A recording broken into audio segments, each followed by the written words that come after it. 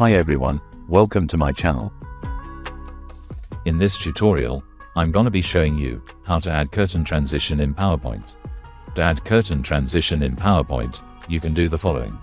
First, create a PPT, as I have created. Then add a picture, which you want to use as a curtain. Then follow my steps.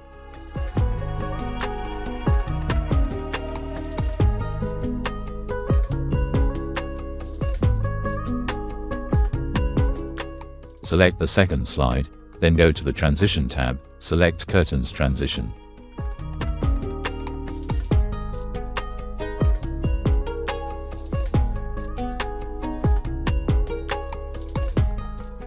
Select the fourth slide, then go to the Transition tab, again select Curtains Transition.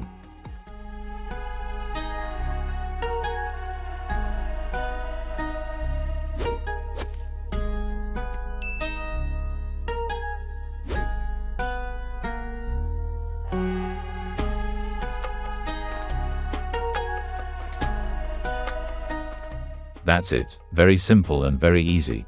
Thanks for watching. Comment below what you'd like to see next. Don't forget to like, subscribe, and hit the notification bell for more.